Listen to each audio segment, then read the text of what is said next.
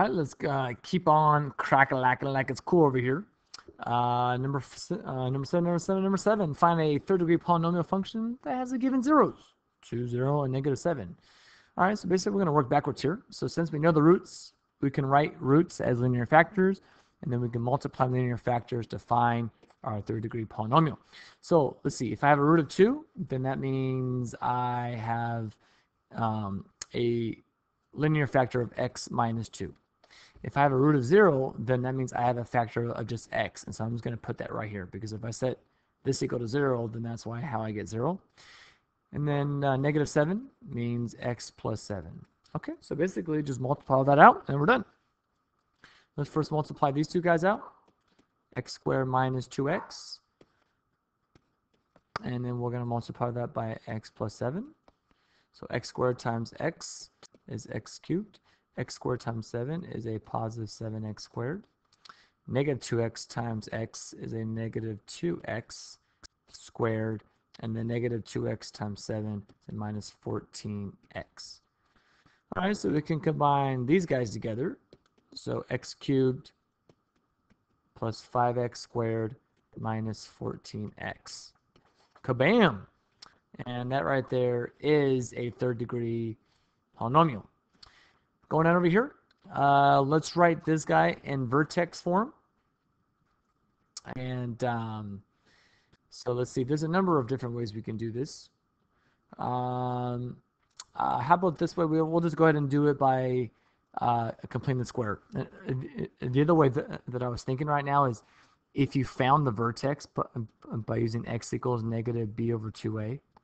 Okay, if you find the vertex, meaning like find the x and the y point, then you don't even have to complete the square, because we already know what the value of a is. It's -1, and then you can just plug in your vertex. So that's another cool way to do it if you kind of want to challenge yourself and maybe not do it the traditional way, which is what I'm going to do right now by completing the square. But you can just find the vertex by doing the negative b over 2a there. Okay. All right. So let's go ahead and complete the square. So first I'm going to factor out a -1. So x squared minus 8x, and I'm going to leave a blank right here, plus 19. Okay. So I take my middle term, I divide by 2, and then I square it. So that's -8 divided by 2 is -4. -4 squared is a positive 16. Okay, but I really didn't add 16. I really subtracted 16 because it's negative times a positive. So if I subtracted 16, I have to add 16 right here so that I can keep it balanced. Okay. Next, what I want to do now is just go ahead and factor this guy. What's this going to be? X minus 4 squared, and 16 and 19. That's going to give us 35. And we'll still make this f of x. Bloop, bloop. And there it is. It's in vertex form. Okay. No problem, because the vertex is 435. Bam. I mean, that's how cool it is right there.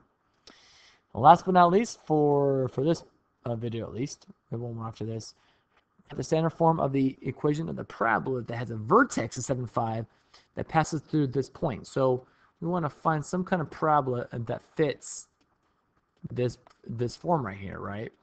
So we know that this right here is our h. We know this is our k because it said that's the vertex. And we know that this will be our x and our f of x. So basically we have all the variables completed except a. And so basically that's all we have to do is solve for a. Once we have a solved for, and then we can just plug it back in, so now we have our actual equation then. So I'm going to replace f of x with 3, so 3 equals, I don't know what a is, I'm going to leave it right there. X is -4 minus, look right here, my h is 7 squared plus k, which is 5. Oops, 5 right here. And so basically now we're just going to use our algebra skills to now solve for a. Okay, so 3 equals, I'm going to do -7 minus 4 is -11. -11 squared is 121a then. Okay.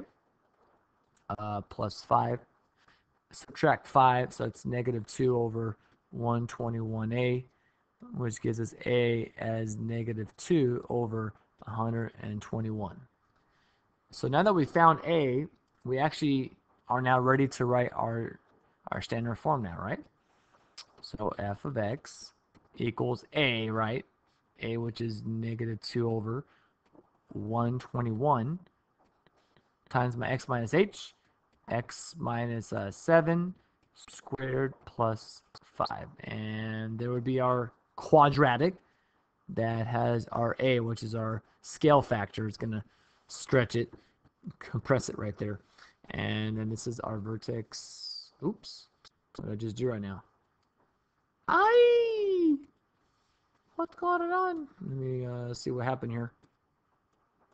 See, I think I just went back one slide. Okay, there we go.